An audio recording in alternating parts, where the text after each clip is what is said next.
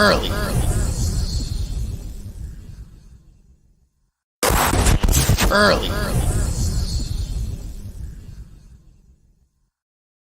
Keep going here. Yo, what it do, folks? Back, man. Another episode early. 1:15, man. Top of the morning to everybody. Facts, man. Danielle, good morning. Appreciate y'all getting up with us. Shout out, Danielle, if you're here, yeah, for sure.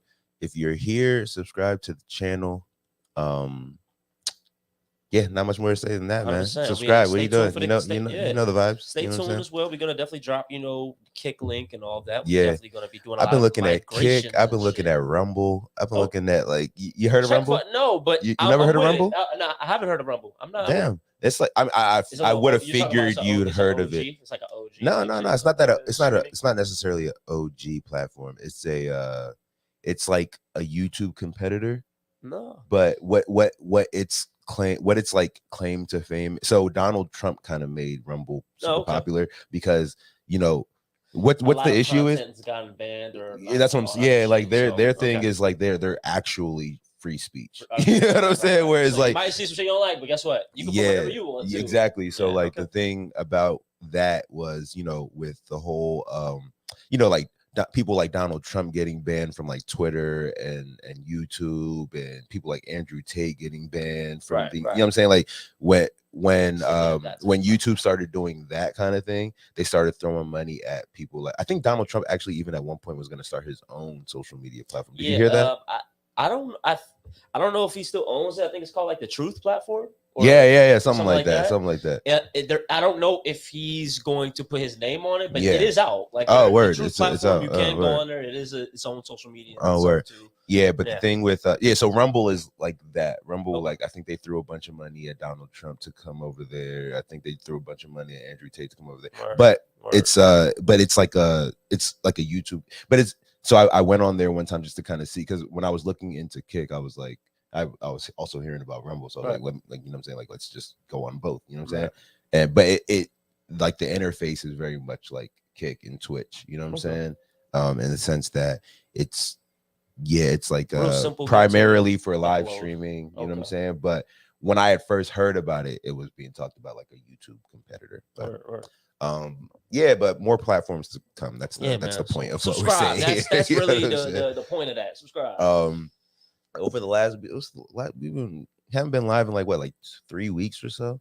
Yeah, we've done some combos and stuff like that, but we haven't really got to get into, I guess, the happenings of things that kind of interest us. And types of shit like that. It's been a lot of stuff going over the last 3 weeks. A lot of stuff going on in the NBA. Yeah, man, shout out to the next generation getting drafted or whatnot. We got the class of 2023 up in this bitch. Wembanyama, obviously, you know what I'm saying. But before we even get on him, who are you interested in seeing in different places?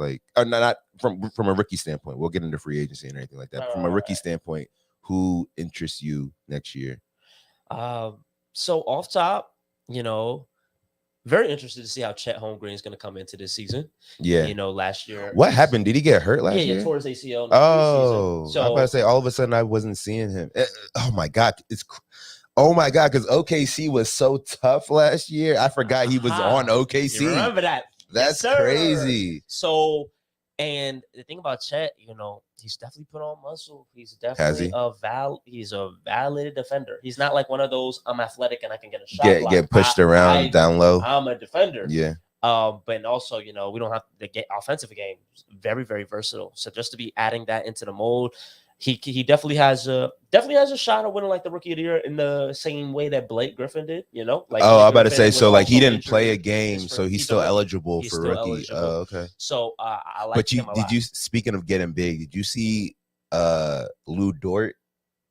There was I know nigga got So there was literally a fucking, I don't know where I saw this because I haven't really been on no, bro. I don't think I think I told you, but I got locked out of my IG a couple of weeks ago. And so I literally, but also I just took it as okay, fine. I'm just going on vacation. You know what I'm saying? Fuck it. I didn't try to fight or anything like that. No. But because I've done it before, and it's I don't want to do this again. Right. But at least for now, we'll see if I try to get back in. But I think maybe, I don't know where I saw this, because I saw a picture of Lou Dort. and niggas was like comparing him to like DK Metcalf. It was like if you don't know who this guy is, you think he's like a middle linebacker or something, bro. Nigga looks like jacked. You know what I'm saying? Nigga looks jacked, and it's funny because like he was on a football field, like in the picture. He was like shirt off on a football field. Funny as shit too. But nigga looks humongous. He's definitely like one of the better 3-and-D guys in the league. Yeah. Really, like I know Lou Dort to really be like really good lockdown defender. So when you say that, I'm like, damn. Yeah. But also too, so it's very interesting because like strength in basketball is different from like strength in basketball is different from strength in football. Strength in football is like completely apparent. You know what I'm saying? In basketball, it's funny because we was talking to Jay Ado yesterday, who's gonna be a guest next week, and he was talking about how like it was basketball that kind of motivated him to get bigger. You know what I'm saying? And it's very interesting because like strength in basketball, you don't really. I remember that thing about KD where he like couldn't put up 135 at the combine. Like it's different. Exactly, because you're kind of putting yourself. You have to be so intentional and literally design your life around trying to get bigger, while simultaneously burning thousands of calories. Yeah, doing what it is playing basketball, training for basketball. Off-season provides you the opportunity to be like, all right, I'm gonna chill off the court for a little bit. Yeah, I'm working out though. Yeah, like I'm still in shape and all of that. And then once you do get, because we have had players like, there's not like so many in my mind, but there are players like the David Robinsons, Dwight Howards. I was about to say like Dwight Howard, you Shaq. Have people that come in like, yo, bro, I'm not trying to be slim like this. I know how to move with like my weight. Because one thing too that some people could definitely set themselves up. You can get stronger and all that type of things, but if you're not necessarily stressing, flexibility, recovery, and things like that, you could be setting yourself up. Even though technically, I'm stronger than I've ever been, but like you need to run the court up and down for 82 seasons and playoff. Yeah. So shit like that. So but all in all, I'm definitely for it. But I guess I salute people that even are able to get bigger in the throes of like a season or like off season shit like that. You know what I'm saying? I could definitely respect that. So as far as like rookies that you're also Chet. I'm interested in seeing Brandon Miller. You know what I'm saying? I didn't know much about him until the draft, and you was telling me a lot about him.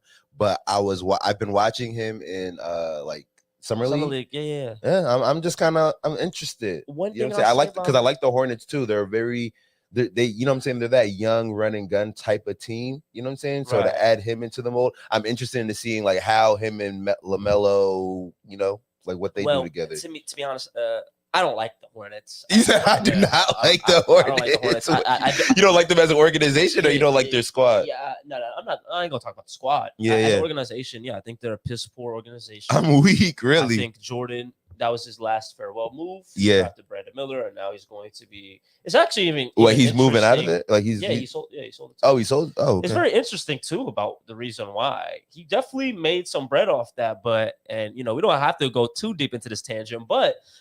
Michael Jordan was a very big loser in the GameStop. He actually was the guy who was literally like, bet the bank that, bro, this shit's going to crash. And Michael Jordan had put 500M on that. He lost that. 500M on 500 million on the GameStop crashing. And then everybody rallied and said, fuck Wall Street. And so Michael Jordan took a big hit on that, right? Yeah. And they I don't know if like default the right word, but they have not paid that. Like, you have not paid that back. Yet. And now it's at a point where they're like, we need to pay that shit, bro. Like, we need to pay it. So a lot of the talk. Well, he don't have 500M liquid that he can pay. Yeah, like exactly. So the liquid he doesn't have. So the sell of the team profit, he's definitely up on that sell of the team. But it wasn't like I'm just gonna sell it. It was more so like I need to sell this shit. Yeah. So that's been I was like, yo, that's some assets. 100%. You still got Nike and all that, but it's like, yo, he had to sell that. Yeah. So that was interesting. But anyway. So I'm saying because like Jordan's worth billions, he's not worth millions. No, 100%. So 100%. But 500 million is 500 million, but still, like that's not. I don't think. I don't know. Like when we talking about I guess when we really start talking about, net worth and what you actually have liquid and shit like that, I guess it gets a really nuanced conversation. It's like, yo, bro, I really am worth this. Yeah. I can't just give it to you. And the thing about, I'm not trying to sell out. It's very interesting. What's interesting? The thing about somebody like him is like, I guess a lot of famous people is that shit is documented in a way. You know what I'm saying? So it's like most people, if they want to borrow money or use money for something, you have to like the banks will literally like, give me all. I need all of your paperwork that shows everything that you have to your name. You know what I'm saying? 100%. Not saying that celebrities don't have to do that, but that's more like a little bit more public knowledge. You know what I'm saying? Like, 100%. And then also too, something that I've thought about is that I think I've heard like people like Kanye West say that, you know, when they end up on these Forbes lists, like it's like, where are they getting their numbers from? Because sometimes they like misassociate assets to them, or like they they don't actually know what the asset is worth. Bro, my you know mind was saying? blown when I found out that niggas could pay for an article on Forbes. That's when I was like, yo, bro, oh no, that happens this all shit the ain't time. Really, yeah, man. I thought you guys, and I don't know when that switch was, because I'm pretty sure it was not. You don't think it's always been that way? I think it might have been maybe it might have been that way, but there's still like a tier. You still need to get through to somebody and then pay this fee. Now it's literally like pick up the phone or email. Anybody. Bro, all these like I used to feel, I'm not gonna hold you. I used to feel away when I would see these like top 30 under 30, you know what I'm saying? Top 35 under 35, top 40 under 40. And I would be like, how do they? And that's what I'm saying. Because that's what I'm saying. I'm like, how are they picking these people? You know what I'm saying? But I definitely saw one time that there was you could essentially, you know, pay your way into things like that. I mean, that's neither here nor there. That doesn't really. I definitely wanted to even get back to like, so what I was saying, like with the Hornets and shit like that. I don't fuck with them because I don't know what the direction, don't know what the vision is. I even see the compilation of players. Like, there's good players here and there, but it's like, what are y'all trying to do? And I mean, to me, the Brandon Miller thing is interesting because I feel like you got a guy like LaMelo Ball, who I'm not saying they have the same style of game. I don't know, but if I'm hearing, LaMelo is one, But from what I'm hearing, from what you were saying to me. And I'm thinking, if I'm looking at a young Paul George, how does he coexist with a guy like LaMelo? Not to say that LaMelo can't be that complete just distributor, but I feel like LaMelo is like a baby Paul George in ways where he can go out and do everything like that can get you like a triple double. You know what I'm saying? Like he can do. Like more it's like you're getting you're getting two of the same players and putting them in the backcourt. Nah, I would be like they're totally different in the fact that LaMelo is a true playmaker. Yeah, that is what he does. Brandon Miller is looking for his. Yeah, he's looking. Even if you look in the summer league, I'm not gonna.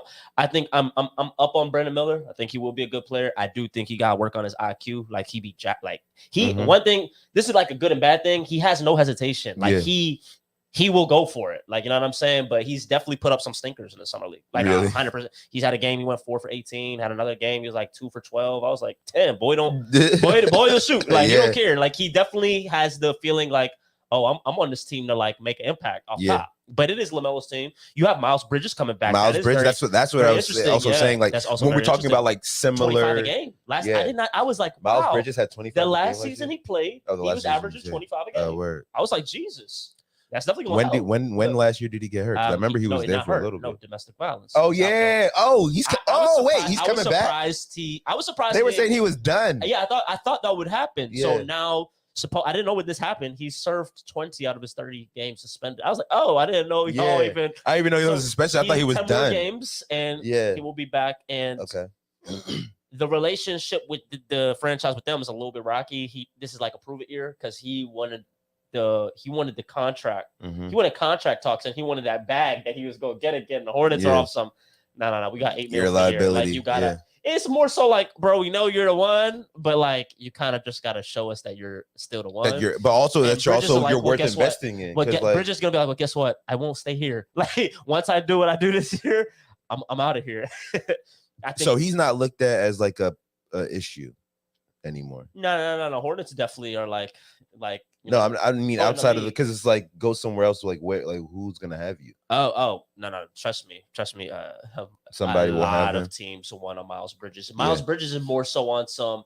He's like you as the team that drafted me and everything. I would think that you guys would be more open to like having these contract negotiations since they weren't trying to have him in good faith. He was like, fuck it. I'll take the 1 year. But after this, it's probably likely that he goes somewhere else type shit. But anyway, another rookie real quick. I wanted to also mention and we even talked about Victor, but this is just my guy, Imani Bates. Oh yeah. Very, very, very, very, very high. Where'd he go? Bates. He went to the Cavaliers. Oh yeah, a team that actually will be putting him to use. I don't see him in the starting rotation because that's already kind of 6-man vibes is very good for him. 6th, 7th man vibes is very good. He can come, and he's still in that Midwest area. He's going to come off the bench, and he's literally going to be that 3-point, that 3-point threat they need off the bench. He getting bigger, and I'm seeing him in the summer league. I'm like, I like what the Cavaliers got. I'm not gonna hold you. That's what I'm saying. The Cavaliers, even before that pick, that's actually gonna have a breakout year. Mobley, he's gonna break out this year heavy. Mobley's crazy. Jared Allen, I mean, really good. I can't believe Darius Garland is amazing. I was like, yo, keep him. And then you add a nigga like Donovan Mitchell there. Bro, and then you add Imani Bates. That's a little disappointing how they went out with the Knicks. I think they definitely this year they're really they definitely got something to prove to themselves. It's disappointing how they went out, but also not. It's also not because there's no playoff experience on that team. Yeah, I not to say that there's any on the Knicks. Players that you're right though. Not to say that there's any on the Knicks, but the Knicks looked. I mean, dog, I kind of forgot about how nice and excited I was about the Knicks this year. Like they were good. They were really good this year. You know what I'm saying? RJ Barrett broke crazy that series. That's the thing. And he was kind of like here some games, not here some games throughout the whole season. You know what I'm saying? Like RJ Barrett could give you 20 one night and then give you 3 the next night, like all season long. You know what I'm saying? So in the playoffs, when you get consistent play out of him, and then what's his name? Brunson. And then Brunson going crazy night in, night out. Yeah. Julius Randle doing what he does, but also because of a guy like Brunson's play in the playoffs this year, all those other guys, like it was like just an addition. You know what I'm saying? Like, of course, Julius Randle could give you 20 and 10 every night, but when Brunson, who usually gives you like 23, 24, is giving you 30, 35, you know what I'm saying? Like every game, you know what I'm saying? Like it kind of they were a hard team to beat. Who did they get knocked out by? The Celtics? No, the Heat. The Heat, yeah. Oh yeah, because the Heat went crazy. Yeah. So and even definitely, obviously, Victor probably be the unanimous rookie of the year if that second game is like indication of how he's going to be playing. He's definitely going to be getting the minutes and shit. He's definitely going to be needed out the gate. Him and Keldon is probably going to have a really good year too. Mm-hmm. There was another rookie. I'm not going to try to rake my brain for it, but there's a lot of teams that I'm really curious to see how they come about this year. Even teams like the Pacers, from Halliburton, and fucking Ben Mathurin. I think he could have won Rookie of the Year last year. I think he's going to take another step this year. And I was even I definitely enjoy. You got Miles Turner over there. We have in these podcasts now. Definitely tune in, like he was Paul telling George and shit. He was telling me about Paul George's joints. Yeah, he was.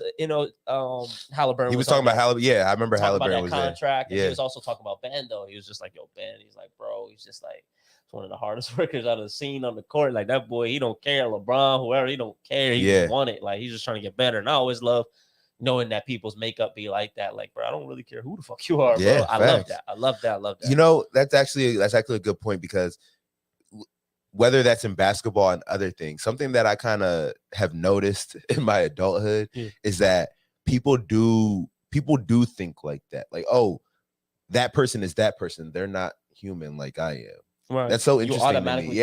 You automatically like kind of look at yourself less than you look at certain other people. That's so interesting. Always.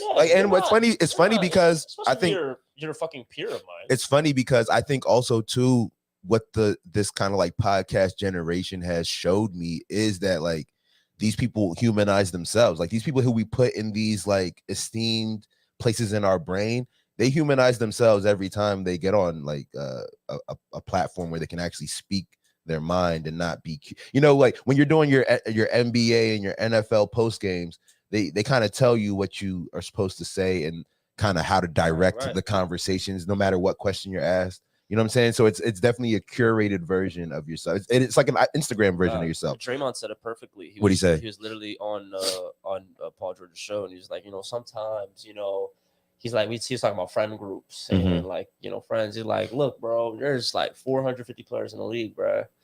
Like, the best thing I tell, like, even young players coming in, she's like, bro, make sure like your friends are not all basketball players. Like, yeah. That's not like life. Yeah. He's like, these are like your workers. Like, this is the business. Co-workers. Like, in real life, you're not going to be like, oh, all of them are friends. It's not like that. He's like, I really do appreciate the friends of mine that are living lives that like a regular. I would have been. He literally said like these.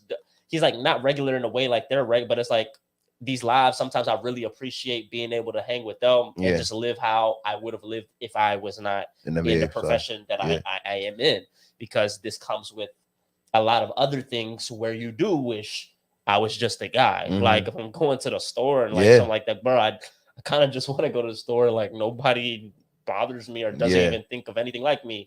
And he's like, sometimes when you could do these habits with them other friends that take you to these other things, you're like, oh, bet, like nobody knows me here. Like I'm just chilling and shit like that. And I was like, yo, it's a real thing to that. Like, and I think sometimes now if we want to talk about networking and, sometimes people be like, yo, bro, how do you meet these people? Or how do you be like, which people? Not just like in general, like if I'm shooting or if it's like a spectacle. Whatever, I hear. Right? Yeah, I hear what you're saying. You're in the proximity of people, and I'll just be like, "Oh, bro, like the funniest thing that I tell a lot of people is like, yo, bro, like be natural, bro. Like just be regular. Like a lot of these people on a day-to-day basis, I'm around people that are trying to be somebody they're not, or like trying to live up to something to like impress me, and I'm just like trying to just be around genuine people. You know what I'm saying? And like that probably gets you a lot more further. And you can also like harvest a lot of dope relationships, even fucking for this show, bro. Sometimes when we get people, it's like, yo, bro, I just be very transparent. This is what it is. It's not like, people be like, sure. Like, facts. People like, yo, how did that happen? Like, bro, just be you. You didn't have to do a pitch. Even the whole, like your whole point about like, oh, like how did that happen, or making a big deal about it. It's like, sometimes it's like, well, it's, if you don't look at it, if you don't approach it like it's some big deal, you know what I'm saying, then it won't be a big deal. Like you're literally just asking a question, like, yo, like, would you be interested in coming on this show? If it's a yes, we'll talk more. If it's a no, cool. But you know what I'm saying? Like it's very, very interesting. But also I think that's kind of that, going back to that like humanization of, let's call them celebrities, you know what I'm saying? I think to a degree, podcasting has also made me kind of realize that, because again, like when you have conversations with all kinds of different people, you start to realize, because it's really the conversations that help you get to know somebody. You know what I'm saying? No matter what somebody's posting on social, you really don't know them. Like what they're starting to show you. Like when you get into a conversation with somebody, you start to get to know them better. And I was telling you yesterday how, you know what I'm saying, sometimes you can have a thought about somebody because of their social media following, and then you get into a conversation with them and you're like, oh, there's not really anything here. You know what I'm saying? Like this person don't even really know how to have it. Like they're shyer than I am. You know what I'm saying? Like that has happened many times where it's like, it's not even really a knock to you. It's just like, yo, there's really like no substance. Yeah, it's like, I thought you were like that kind of, because you sometimes you assume that these people are like, they walk into a room and they are the, you know what I'm saying, they bring the energy and all this type of stuff, and then you sit, you know what I'm saying, they come into the room and they're like a mouse, you know what I'm saying? Which is fine, because like I lived a lot of my life being like super shy and kind of not speaking until I was spoken to at first, you know what I'm saying? So I understand that, but it's interesting how you can be that, but then also find yourself being famous. You know what I'm saying? Like depending on like whatever your, I guess, your occupation is in life, right? Sometimes when you're an artist and things like that, people surround themselves with a team so they don't have to do all that communicating. Do that. You can be, socially awkward and things like that, because people will handle affairs, speak on your behalf to a degree for you, where as which you can just be me. Yeah. But it's funny, like individuals like us and like follow similar type paths, right? Because I've definitely said myself, I'm an introverted individual, but I kind of threw myself into this space where it's like, well, that won't get you no money, my boy. Yeah, nah, facts. At all. So you like, gotta be deliberate about what you're trying to actually do. Shit that you're like, oh, I don't even be the one doing it. Well, guess what? You're gonna be the guy doing it now. Yeah. Like, or you're gonna be the guy just over there that no one cares about. Yeah, dude. You know what I'm saying? And I'm not even knocking it. Then go for them professions where maybe you don't have to do as much of that, right? But like, you're literally, you want to direct. I think that's all. And you don't want to talk to people. All that is communicating. Yeah. Even with throwing a show, doing all that is networking, reaching out, doing shit that you're saying naturally I wouldn't be doing this. So it's like, and then, you know, when you reflect on it, I'm kind of like, yeah, I'm definitely better for it. And I'm happier for it. I'm definitely, even though I'd still say my mode is introvert, that's where I would like to lean towards if I choose. It's like I can. At any given moment, I'm like, I'm on this side of the spectrum. Introversion all the way over there. I am like, yo. I think the best, honestly, I think the best place to be is to be kind of introverted at your core, but at the same time trying to break out of that shell and be like, to me, the best kind of person is an introvert that has to act extroverted. You know what I'm saying? Because I feel like introversion is being just, you know, thinking before you speak, kind of picking your spots about when you speak. But the thing about, you know what I'm saying, forcing yourself to be extroverted is that you do that at your core, but you just do that more, you know what I'm saying, because you talk more. You're more intentional. Yeah, you know what I'm saying? So to me, I also feel like I'm super introverted, but I feel like the best things that have happened, we've talked about this before, the best things that have happened is when I've kind of like broken out of that shell and didn't just be like, oh, well, this is who I am. Like, fuck it. You know what I'm saying? 100%, so 100%. I don't even know how we got here. Damn. Yeah, we definitely went. Let's talk about the NBA players doing podcasts. Yeah, facts. Okay, but nah. Okay, so you just looped it back to me. I think we were just really appreciating how it's like, yo, in this day and age now, you're really seeing the curtains like pulled back. Yeah. And you're getting to actually learn the people. And I think this is something that is happening throughout many industries, bro. What is starting to be like moved to the forefront in terms of what the consumer wants to relate.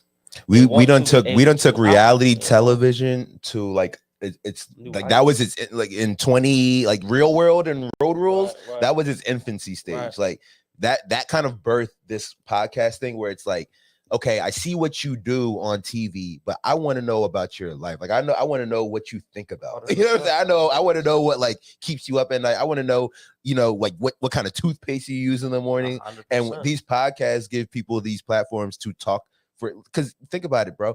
These joints be an hour plus, 2 hours long. You know what I'm saying? Like, analyst, you hearing it from.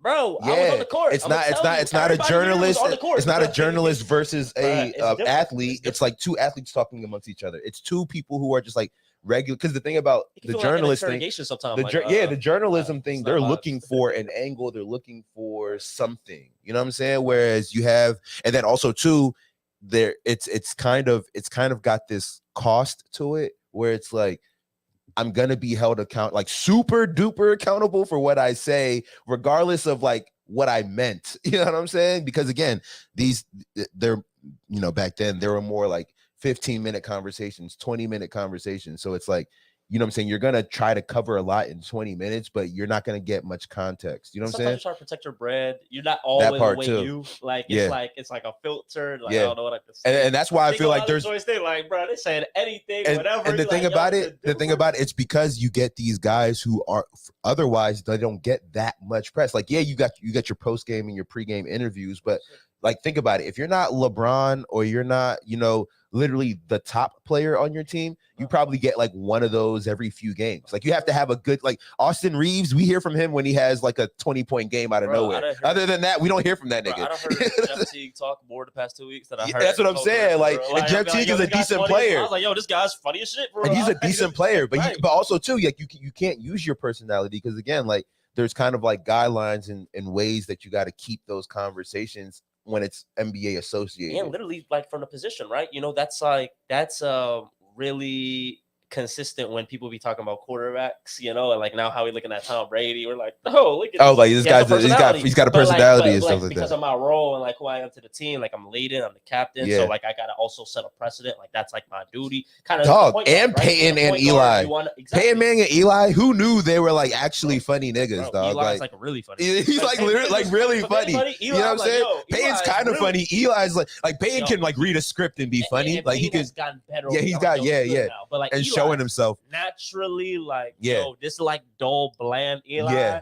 Like don't believe that shit. Nah, that nigga's funny as hell. Funny. Yeah, I've even seen him in like some skits. I can't, but like the most I cannot even. Maybe it was a Drewski. They were oh no, I was like he did that. He did that joy where he went undercover as like a college quarterback. I remember they be in the Caesars. They're like they're like on the Caesars commercials and shit like that with JB Smooth. Like they're very funny.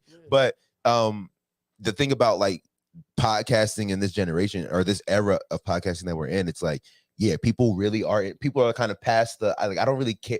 You know what I'm saying? You have the athlete, the sports fans that I do watch you on the court and everything like that. But you have those people who want that extra layer of like, I want to know about like what happened on this play, you know what I'm saying? And then you go on this podcast and you break it down for 45 minutes. Like people eat that shit up, you know what I'm saying? But again, it also like humanizes them. Exactly. And it's like at the same time too, they're kind of already preparing for their next event, the next venture. Like people are doing that while they're playing in a way that wasn't brand, bro. It's personal brand. Like personal branding is the thing. Yeah. People are like, yo, bro, like spike the team I'm playing for or anything. Like I need to I'm in the league. I need to leverage this now. You know what I'm saying? Like not wait. Yeah. Because when you're retired, like unless you're a GOAT or a Hall of Fame first ballot, like it's not inevitable that you got something waiting for you.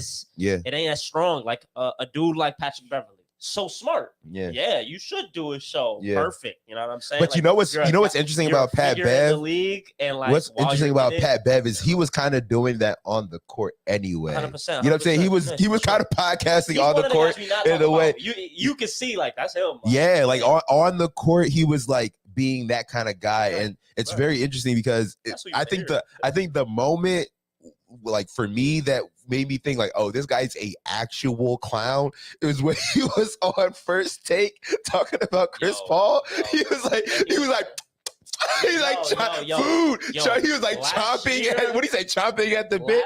He's like licking their chops. Last year when Beverly was on First Take, they brought that nigga back like 3-4 times a week. He was talking. Week. That shit was hilarious to me. But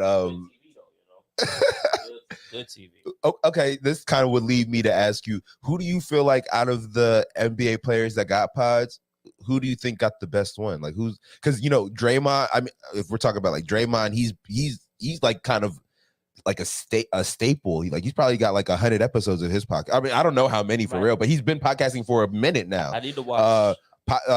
Paul George, I know his joint is fairly new. You got as far as like current players, you know what I'm saying? Pat Bev, his joint is fairly new, but as far as current players, who do you think has like the most interesting podcast or has done like interesting things or something like that? I think I need to tune in because there's several out right now, but I'll say I'm just really fond of. I need to tune in Draymond's. I've just been little clips and shit. Like that. I always see clips of Draymond's, and this I feel like I've heard him talk so much that it's like I don't really need to tune into your podcast. You know, it's interesting because I definitely I do because it's to me it's more so on some who do you have on.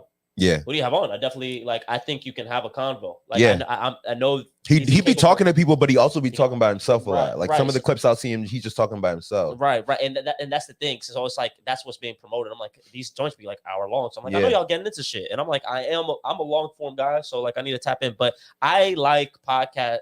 I like I was about to call this dude Podcast B. That's his name. I was gonna say Paul. I like Paul George's literally because of that format. Now a lot of times, now tell me if I'm wrong. Like when I see Draymond's like it's a lot of the times it's kind of like the video stream.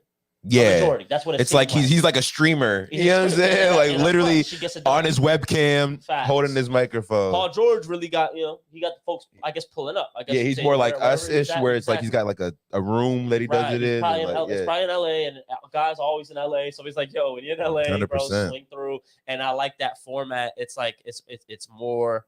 It's just more of a vibe type shit. So I like that right now. And I need to tap it. There's also another joint. I feel like there's one that's escaping me right now. Yeah, there's like, one I seen John Wall on. These guys are they were in the league. They weren't like bigger guys, but you're probably thinking about Matt Barnes, All the Smoke. No, I know about that, but those are like guys that have already. Those are guys that like, come and gone. Because I was also gonna say, Evan Turner, Richard Jefferson, and I want to say Gilbert Arenas got a joint, but I don't know if Gilbert Arenas. What I saw was a guest. Gilbert is with Brandon Jennings and those two other guys. Oh, okay. I was like, yo, Brandon Jennings. Brandon Jennings. That nigga needs to. I'm interested to hear what because I was trying to reach out. Brandon Jennings, if you listening, was a baller. I'm trying to tell you, rookie year, a baller. Like he was the Bucks' hope at first. He was the guy, but then he got injuries, bro. Just every year, like he just kind of injured. Like it's very interesting how like NBA players can be there one year and then just kind of be forgotten. I remember when he even went to the Pistons. He got to the Pistons. I was like, yo, he was going crazy, torn Achilles. I was like, oh my god, bro. I used to love Brandon Jennings. I think rookie year he dropped 56 points. I remember that. I was like, yo, bro. I used to love Brandon Jennings. He was tough. He was tough. Same time as like that Derrick, like right before Derrick Rose. Like I was like, yo, Brandon is tough too. And then like the injury bug both got him. But that's definitely somebody I was definitely reaching out to. Oh, word. Come on here. Word. You know what I'm saying? Because I was like, I seen the follower count. I like, oh. You gonna see this? Yeah. Holla at you. So yeah, I'm weak because it's also just like going back to people. I guess when you say like now he's on a podcast, it's like sometimes these motherfuckers don't have anywhere that's going to ask them like a question for an hour. You know what I'm saying? Questions for an hour and like let you, and it's like unpoliced. You know what I'm saying? Like say whatever you want. So I was like, yo, Steve, he's podcasting. No, but you reached out to him. Yeah, I'm like, okay, bro, I need your story. Y'all hear it, man. Brooks out here doing the legwork, so we gonna have some crazy guests on the way. We already have had like a nice slew of crazy guests, but there's more to come for sure. You know what I'm saying? But if we're talking, shout out Malcolm too, man. Yeah, Malcolm Miller for sure. I was gonna say I'm trying to think of podcasts that I fuck with in that realm. Bro, I feel like I was seeing. I can't. It's hard to because when you see clips, you said what? I'm glad you said Gilbert though, because Gilbert, I love his takes on ball. I'm not gonna lie. On what? On the ball. Okay, yeah. I love like Gilbert is definitely like a savant when it comes to ball. Like when he be and that like his analysis and shit like that. Definitely be listening to that shit. Be like, like this boy really be studying. Now his daughter in the circuit, lefty, going crazy. She's nice. Yeah. She got the 3-ball just like Agent Zero shit. So. Those are the ones, but to your point though, there is definitely a lot of. I feel like I be seeing a lot of clips, and I don't be knowing where the shows are from. You know what I'm saying? Kevin Garnett have something? Kevin Garnett used to have a show on I want to say Showtime or something. I remember he had the Area 21, but he just did this interview with Adam Silver, so that's why I was like, "Oh, really?" Is this yeah, he was basically saying Adam Silver is like, "Yo, do you ever see?" Basketball getting like back to the 90s and the early 2000s and the hand check and like go backwards that and shit like that. And he was like, no, he was like, basically he was just, Silver was like, he just thought this was more so like the evolution of the game. Yeah. And he's like, I do think we have put some shit in place. He's like, it was getting to a point where I thought like, we definitely don't want players to go through the lane unimpeded. Like we don't want that. Like, so he's like, I think we have put some things in place where now it's like, can get a little, chippy type shit and shit like that. But he's like, we don't think dude like Steph, like we talking about Steph, he going down the lane, like he gets clothesline. We don't think that's necessarily good. It's not good for the game. Like, that's what I'm saying. Like, why go backwards in that regard? Like, I mean, I feel that it makes sense coming from Kevin Garnett because like a lot of he's a crazy guy. I mean that, but also too like people who played in a certain version of the NBA, like they're the ones, or even the NFL, like they're the ones that are the most disgusted about the current version of the NBA and the NFL. You know what I'm saying? To me, I'm like, basketball is basketball, football is football. Like the moment it turns into actual two-hand touch, then I'm gonna be like, okay, I can't watch this shit anymore. Football, though, I'd say football. I think the changes have been. Obviously, I do understand why. Yeah, I understand. It's way more obvious in football, but I definitely do think some of the things too in football have kind of been egregious. Like like the quarterback shit. Like that should be kind of crazy. Like you really like that's something visibly. I'm like, you cannot touch that boy. Like don't touch him. at all. Like, but it's not even that. We were just watching that quarterback. Shout out to that quarterback joint on Netflix. Pretty good. It was pretty good. Kirk Cousins, that nigga was. you would think he was the most hurt nigga on the field, bro. Like this nigga. Yo, that's just hilarious. That was actually hilarious. But like, you know what I'm saying? So it's like they're still getting hit, bro. They're still getting touched, but it's like you don't want to make it so because now you look at it where you look at some of these old documentaries, bro. Like that you ever seen that Ravens 30 for 30? Like, and you look at the Saints headhunting thing. You have it where because there was no rules in place, you have niggas that are purposefully like going out of their way to like make hits on the quarterback when it's not necessary. Sean Taylor on the fucking putter. Yeah, you know what I'm saying? Like, you know what I'm saying? Yes, it was entertaining as fuck. It was entertaining as fuck. But like, is that really? You know what I'm saying? Like, is that necessary? Did he get fined for that? No, I'm just saying. But yeah, it's like it's not. Yeah. It's like this. He's trying to kill him. He's the punter. He's the punter. It's the Pro Bowl. That nigga was not going for a first down or nothing. Like that nigga was literally on his way out of bounds. Yo. But like that goes down as one of the greatest hits in NFL history. You know what I'm saying? But that's what I'm saying. Like I feel like it's only the old players that be like, oh, let's bring back this old version that we played. Like, but it's like, dog, I don't think that's necessary for the entertainment factor of the game. Like the game is still the game. In the regard of NFL, I think it can show itself to be a little egregious in certain spots during games. You know what I'm saying? Like you have moments where, oh, like was that pass interference? Wasn't it? Or like that's a ticky tack. You know what I'm saying? Roughing the passer call. But I feel like challenges and like the slowing up of the game, like the challenges or like the challenging plays. Do you like because I understand and again, I know the reason for shit like that, but sometimes it'd be crazy when they had an instant replay and then still get it wrong. It'd be like, then now what are we doing? Now we can't get that 10 minutes back. Yo, bro, because that be happening sometime, and I'll be like, yo, bro. Sometimes I'll just be thinking like, yo, bro, can we just and play. I wouldn't necessarily think it's a backward. It's like, yo, the quality of the ref, just get it. Like we're not doing. Just get it right the first time. Yeah, like the NBA, you know, this season now, if they get a challenge right, they'll get awarded another challenge. Okay. And I'm just like, damn, like. So now you can do this 2-3 times in a game. Like, yeah, I mean, bro, just ball, like just ball, and like you know. Yeah. So I guess that's a good question. It's more parody. I guess it makes.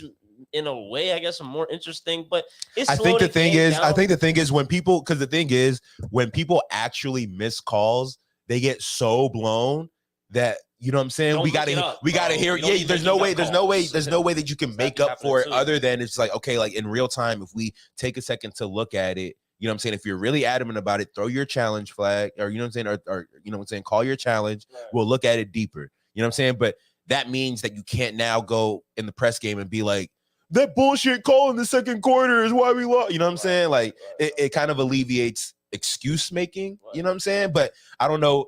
I don't know if I've ever, you know what I'm saying, said that when we're talking sports where it's like, you know what I'm saying? Like we have to account for excuse making. You know what I'm saying? Like that's never been a thing. Like when your kid's playing outside, like you know what I'm saying, you scream it out, but like you know what I'm saying, you continue with the game. And you know what I'm saying? If that's like the situation too, it's like right, somebody that's really taking full accountability is like, well, we should have never been in that position. That's what the best coaches do. That's what they'll say. The best coaches be like, it's not one play that decides the game. But every now and then you'll be like. You always have that one thing that happens. Like I don't know, 1,000%. I don't know what the fuck they were doing. And like, you know what's funny? But I feel like right. you have those, and that's what I'm saying. Like you'll have those things, and that's the thing. Like that'll never go away. Like when you have the rules in place, like it's not like the rule just now takes over. Like the new rule change now takes over the game. It's like you might have one instance every 2 games where that rule like now has to take into effect. The percentage of the calls get better, but when they get it wrong, it's just that much more highlighted because of how we. It's like we spent the offseason trying to correct this. You know what I'm saying? If you're the ref, you're gonna take that heat, bro. Just understand, like that's just how it was. Like, and that's to your point. Like you do got to get the calls right, but.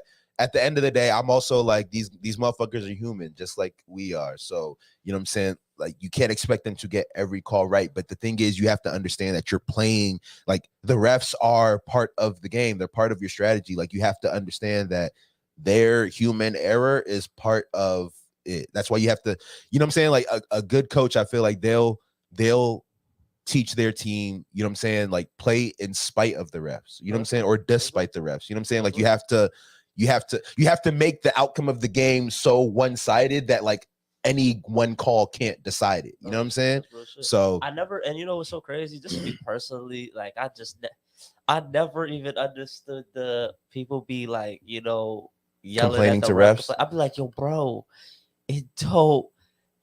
It's nothing you can do. Now, there's one thing. Now, this is something that, if you smart, you might pull the ref aside and tell him, yo, just watch this. That's what people do. That's what people do. That's like, that's what good coaches and good players do. But I ain't gonna complain about the call because I'm not the one that can ever reverse that. Yeah. And that's just one thing, like personally from balling, like my whole career, I was like, I never understood that. I'm like arguing with the refs. I would be you want the ref on your side, not like mad at you. If it's a wrong call, whatever. I'm just getting back. I'm just getting back, bro. Like I can't. It's actually a good it's like a good kind of like metaphor for life too. Cause you know what I'm saying? Like there's things that are literally out of your control that are not your call that you just now gotta like take and then just move forward. You know what I'm saying? It's like, okay, like that happened. What's next? You know what I'm saying? Sometimes you get fouled, you won't even call the shit. Like, bro, it just is what it is. Like, you know what I'm saying? Yeah. But to me, it don't make sense to go backwards in the game. I mean, I don't know. I feel like I'm still entertained in this version of NBA and NFL. So like it's cool with me, I guess. You know what I'm saying? We didn't even really talk much about the NFL, but a lot of moves. I don't know if a lot of moves have been made, but I'm pretty excited for this NFL season. I just saw the like the odds and stuff we're dropping for like conference champions. Let me just kind of do like a little browse before we get up out of here. What's going on? Yeah, man, definitely. Who do I got favorites off top in the NFL? That, you know, I mean, is it? I was gonna say in the NFC East, you know what I'm saying? Is Eagles? I'm about to say Eagles still looking like those. Do you feel like they are gonna be on? Can you see them getting back to I can Super Bowl or deep playoff run? I can, but do you see them repeating the success from last year, even if they don't go all the way there? I definitely think the Eagles are building something. It's not, you know, they're definitely gonna. It's not a one year wonder for the next several years, but I do think the 49ers are gonna come with a vengeance. Like I know, bro, they need to. They need to. If I'm being real, everything is kind of like it's, you know, everything is solid. So they definitely, you know, that was just some fake shit last year. Aaron Rodgers with the Jets, you know, that's going to be very interesting. I think Jets are going to be a factor in that division. Oh yeah, so the Jets are plus 250 to win the division. Yeah, with Bills and who else they got? They got Aaron Rodgers over there. Bills, Patriots, Dolphins, Jets. They got Aaron Rodgers over there. They got they can definitely get what was that receiver that was going crazy? Garrett Wilson. He won the offensive rookie. Yeah, Garrett Wilson, I think his name is. Yeah, they got the offensive and defensive rookies of the year on Jets. Oh yeah, Sauce Gardner. And then they got that running back that went down, but he was killing. He went down. He's coming back. I can't remember his name. They got everything, and the coach is pretty good. Coach is pretty good too. I'm trying to remember it's the defensive guy, right? Yo, they got Zach Wilson up out of there. Yeah. It's crazy how that shit just be going, bro. Sometimes the Josh Rosens, the Zach Wilsons, it's like, yo, bro. Is he anywhere? Darnold is Zach Wilson backup? And then he just is Zach Wilson backup, or did he actually I think get removed? I think he back up. Okay. As far as the AFC North goes, the Bengals are favored there. You got the Ravens at plus 250. You got the Browns at plus 390. You got the Steelers at plus 470. Say that again. Ravens gonna be interesting for sure. Lamar Jackson. Yeah. Now you got Odell. Oh, and Odell. Yeah. And I think they got some. They was talking about getting D-Hop, wasn't they? If they get one more, like Lamar. Nah, because they got the other receiver that was going crazy for Lamar last year. I can't remember his name. He gonna be the two. Yeah. That's what I'm saying. But if you get a nigga like D-Hop, that you got a solid, like an actual substantial three. Yeah, like he got more weapons than he's ever had. Yeah. So, you know. And they've been primarily a running team. You know what I'm saying? With like Dobbins back there, a running back. Right. The Jaguars are favored to win their division. Yeah. AFC South. Jaguars are minus 160. The Titans are plus 350. Colts plus 500. Texans plus 950. I like to look at things like this and be like, okay, like who could be a sleeper? Like who could you get some? We gonna see his first full season now at the Texans. Browns, yeah. Season now back, and we gonna see how that go for sure. He got that bag, man. He got. Deshaun Watson as a quarterback, like, how do you view him? I mean, because I am not gonna hold you. I've thought he's been overrated. No, he's not overrated. It's just I feel like people can think that because we're still banking on what we've seen him do, but that in itself was also kind of like 2.5 years ago. And then he came back into the middle of the season, right? Came back in the middle of the season, right? But it's like, you know, he's gonna get. He was decent. He was decent because I remember because again, I actually do think he's overrated. Like not just off of like everything that happened to him. So I was betting against him a lot. You know what I'm saying? Like they played the Redskins one time. I bet his under 2 touchdown passes, and it was that for like the first 3 quarters, and I think he threw his second touchdown in the 4th quarter, something like that. But I definitely, I don't know. I've never really been sold on Deshaun Watson. You said what? I don't know the weapons they got. They got Njoku at you said what? When he came out of Clemson, you thought he was hype? No. It was like after it was. So I feel like he was nice in Houston because he was in a good situation. You know what I'm saying? Like I felt like they had. I think that was when D Hop was there. Like he had weapons around him. Yeah, you know what I'm saying? Traded D Hop. Yeah, you know what I'm saying? And then when I see his like first couple games, granted, yeah, it's his first couple games. I see his first couple games in Cleveland, and I'm like, I'm just not buying. You know what I'm saying? I'm not buying the whole like what everybody's selling on Deshaun Watson. You know what I'm saying? He's an undersized guy, which is like not to his benefit. And I don't know. Like to me, I'm just not. I don't. Jalen. You said what? He's taller than Jalen. Oh, word. I don't know. Like to me, I look at Deshaun Watson and I'm like, okay, like I see talent, but I don't see this like. You know, he's on a 6-game suspension. Get him anyway. You know what I'm saying? Like I'd rather have him for 10 games than 16. Like I don't know. I don't know. Like I can't really put my finger on it. But like I look at other quarterbacks and I feel like I get more excited when I think about that. Like you know what I'm saying? Like a guy like Trevor Lawrence. I'm like I could see his like potential. You know what I'm saying? I feel like I see his potential more than a guy like Deshaun. I don't know. It's hard for me to explain this. You know, this literally, bro. Like when you don't ball, bro. Like I can't. That's what the only thing I could definitely like see that point of view is like, yeah, bro. Like we ain't really seen you play because when you played a whole consistent season, like you went crazy. But you know that was a long time. Yeah, ago. So let's see how you look at this whole new system now that you're. Because to me, what would debunk it is the numbers. You know what I'm saying? Paying you was crazy. Yeah, Freddie Payne is fucking. But like, if I have this thought about somebody, like, oh, like this, because I'll say, for example, Jalen Hurts. Like going into last year, I was like, I don't know about Jalen Hurts. Like, I feel like, yeah, he's a good quarterback. He has talent. Like, you know what I'm saying? Like, I would never have predicted he would have had the year he had. Although. I say this all the time, but my homie Sean, he called that, and even in that conversation, I was like, no, I don't see it. You know what I'm saying? But then it played out, and I'm like, okay, like you can look at his numbers and be like, okay, like he, you know what I'm saying? Like there's something there. He's that guy. You know what I'm saying? But yeah, I'm trying to see if there's anything else interesting that kind of just pops out in these division lists, but not really. Saints are favored in their division, but the division's trash. Who's the Buccaneers quarterback? That was a good Baker Mayfield. Baker. This nigga done found himself another job. I'm weak. Hilarious. I'm weak. This nigga. The Lions are favored in their division. That's interesting. Hilarious. Yeah. Lions are good. I mean, yeah, but over the Vikings to win the division. Lions are on the up. Vikings are like maintaining. Maintaining. All right, well, that's it. I think that'll do it for today's show. Shout out Ripple. Yeah. You know. Oh yeah, we didn't even talk about that, but they won their lawsuit, right? Shout out, yeah, they won that lawsuit. Let me see what's going for. They won that lawsuit. I think that shit's at fucking 80 something cents. Yeah. Going crazy. Crypto looking good. Yeah.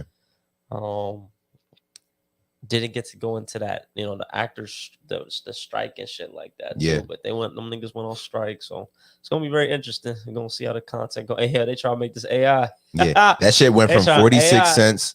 Ripple went from 46 cents to 95 cents in a week. Or in a day. In a day. I'm talking. 95 right now? It's not 95 now, but that was its height yesterday. It's at 78 right now. Okay. Yeah. Interesting. But that's gonna do it for today's show. Sure, Everybody have a good weekend. Subscribe to the channel if you have not. We'll be back next week with Jay Otto. Very fire artist from the Maryland area. And yeah, it's gonna do it for today's show, man. Yeah, everybody, man. Take it easy. Early. We're gonna be out of here. If I could find the cursor on week. Early.